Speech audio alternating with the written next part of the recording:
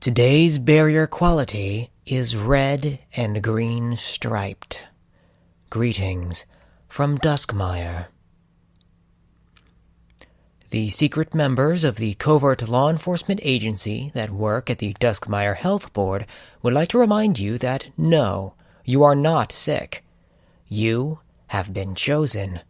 The fever dreams you have been having for the past weeks are instructions you should have been following since you've been receiving them in your vision quests. The physical side effects will not dissipate until you obey your received prerogative. But it is already too late. You are now one of us, says the covert law enforcement agency. You will be picked up and given your uniform and assignment within the week. Do not stray from the path that fate has chosen for you. Take these precautions, and you will be able to live a healthy lifespan of a few dozen centuries. If you ignore these warnings, then you will be brutally destroyed by causality itself. This has been Community Health Tips. In other health news, the Duskmire Nutrition Mandate would like to remind the members of the community that are capable of an omnivorous or carnivorous diet to regularly consume meat and meat byproducts. By doing so, you support your local Duskmire butcher, as well as Duskmire's locally owned commodities conglomerates. Looking for a snack? Try meat or meat byproduct. Dinner? Meat and or its byproducts. Patching a leaky roof? We have exactly what you need, and we also have its byproducts. Meat and meat byproducts. By equestrians, for equestrians, in equestrians, watching equestrians. New information on the mare in a tan trench coat.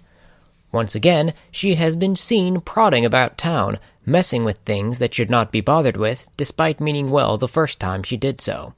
In this case, she has begun to chip away the green phlegm meant to seal away the use of the arcane summoning circles that teleport certain illuminated time-traveling orbs with two-dimensional black wheels. Witnesses at the bus stops say that her features are unrecognizable, right down to what kind of pony she is.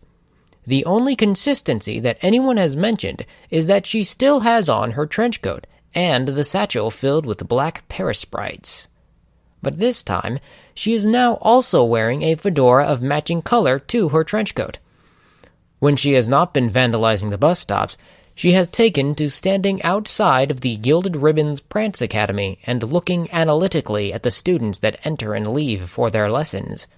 What do you think of this mysterious pony, listeners? Give us a call by visualizing a microphone in front of you and mentally speaking into it. Your thoughts might be recorded and played back on air, though the thoughts that will be played back might not be the ones you expect them to be. Obscure Preference, the mare that owns Dripping Crow Records, the instrumental music shop, has very strongly reminded members of the community that the creation of writing in the subgenre of fan fiction is strictly limited, and that original characters, or OCs, should instead be called fan characters. Original character is a term that implies you had no inspiration other than yourself when creating them, said Obscure Preference, when in actuality, you are developing a hypothetical new member of an already existent character population within an already existent setting. By calling them original characters when they are based off of a fictional world or franchise that you did not create yourself, you appear remarkably elitist and rude to content creators. However, fanfiction as a whole is a very healthy means for younger writers to develop the skills necessary to character and world build in their own original stories, provided the writer tries to avoid gratuitous self-indulgence in the form of self-insert characters.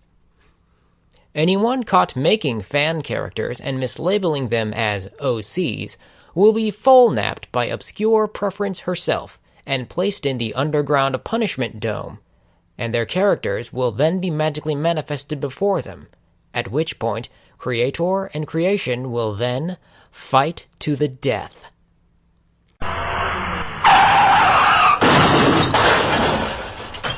Oh dear. Listeners, we appear to be suffering from the following technical difficulties. Microphones replaced with bananas. A car shaped like a banana spontaneously appearing in the studio through a large hole in the wall. And both myself and a pink stallion unicorn with brown mane riding bumper cars in a theme park themed around bananas. Please stand by. Thank you. The problems have been corrected, and amusement park visits have been rescheduled. There is an update on meat and meat byproducts.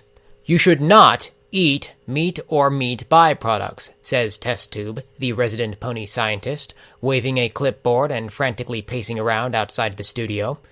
As it turns out, all meat and meat byproducts, for unknown reasons, have turned into venomous snakes, which are crawling all over our city and causing slightly more chaos than is normal.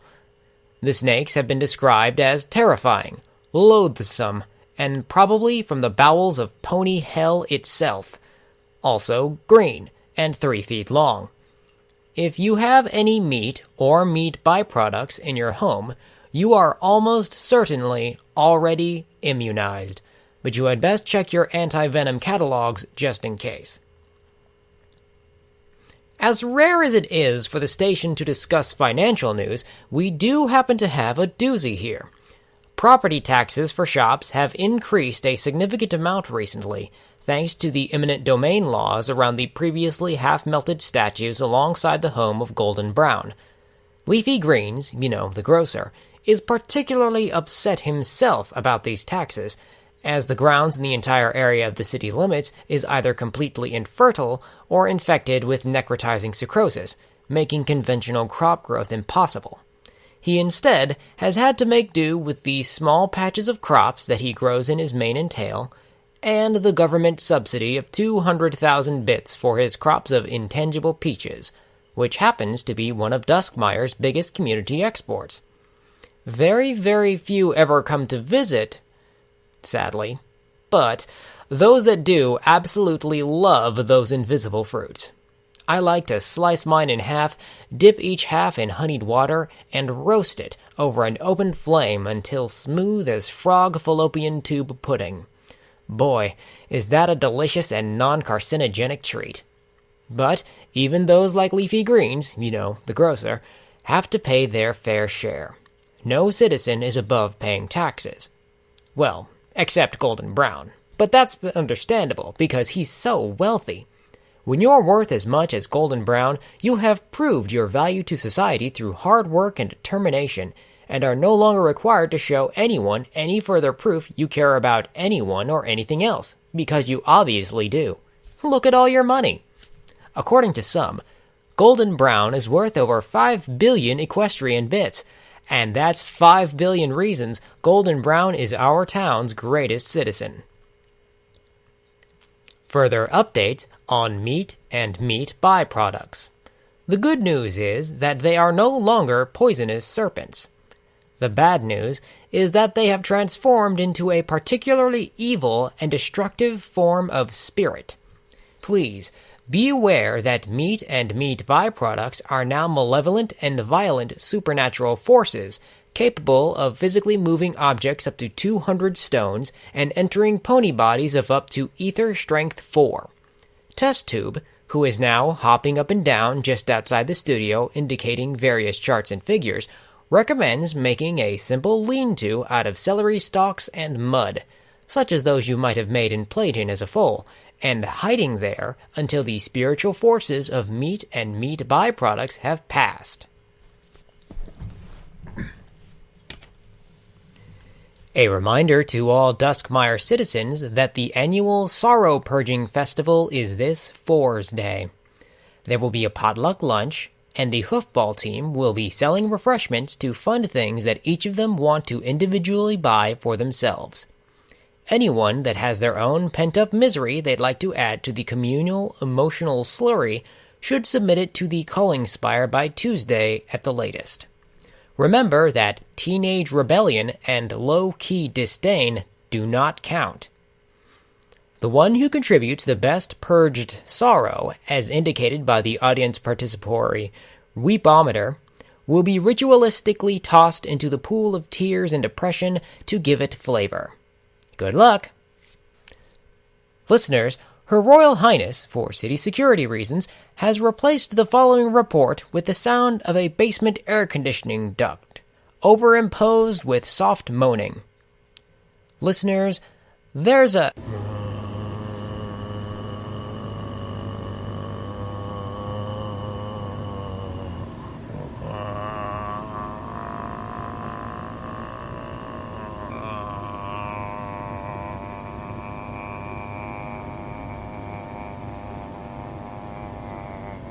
And now, traffic. There is a mare, walking down a long, dusty road. Tall, coniferous trees flank either side of the road. She is on this road because of her past, and travels it to her future. She is carrying a satchel of things that are heavy in weight, and heavier in memory. The rays of the sun begin to fade into orange, and with that change, she switches her stride, slowing to a stop. She takes the necessary things from her satchel and sets up campfire to the side of the road, so as not to block the way for others who prefer to travel by starlight. She looks into her satchel once more and finds a faded photograph, a stallion and a colt. To the colt, she feels a gentle warmth, and to the stallion she feels ambivalence. No. It is a negative ambivalence. This changes how she feels for the colt, from gentle warmth to a cool, homesick longing to see him one last time. But she knows she cannot do this. She is on the road because of her past, and she travels it to her future. This has been Traffic. We now take you from an emotional source of trauma to a psychological and physical source of trauma. It is my sad duty to say that Her Royal Highness is putting Duskmire under an emergency state due to the ongoing and life-threatening meat and meat byproducts situation. Her Highness states that anyone that has come into contact with meat and meat byproducts and has by some happy miracle survived should consider themselves infected and proceed to the usual quarantine area, just to the left of the discipline spire that is labeled with the interdimensional symbol for biohazardous material, there to spend the rest of their days in quiet contemplation and weaving. Everyone else should head immediately to the meat and meat byproduct shelter that has been sitting unused for decades under the recently built public library. When asked why a meat and meat byproducts shelter already existed, Her Highness simply stated, "Prophecy. May you all be safe. May you all be well. May you all be strong and flexible with ruddy cheeks and legs like tree trunks. And now, the weather." Wait a minute. We don't have weather in Duskmire. We live in a magically sealed dome of energy that protects us from the wild and unpredictable nature of the natural world of nature. Come to think of it, this copy that I have been reading from isn't made of the usual semi-transparent sheets of non-existent changeling carapace sheddings, but of some kind of pureed tree fiber pressed firmly in the shape of a rectangle. Skitterflitter, I think I may have gotten the wrong news report. Can you check the office to see if... Oh, thank you, Skitterflitter. Just a second. News from Duskmire Community Radio. It appears that the reported transformation of meat and meat byproducts, in fact, never occurred at all. They did not transform into venomous snakes. They did not transform into malicious spirits. And they did not infect individuals with an unknown and highly virulent disease. They did, however, spontaneously dissipate into a fine pink mist before evaporating into a thin protective layer on the inside of our protective dome. Apparently, there was a minor technological hiccup in the broadcasting system again, this time resulting in some of our paperwork being reformatted into a reading of the events of an entirely different and slightly less horrible town. Thankfully, it wasn't the events of Sunnytown, because who would want to listen to all of that nonsense, am I right?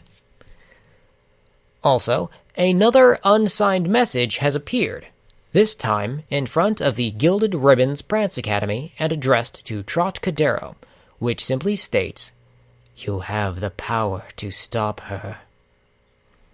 When asked for comment, he stammered repeatedly and requested that the message be kept secret, which is why the memory of the message will be stricken from your memories right now.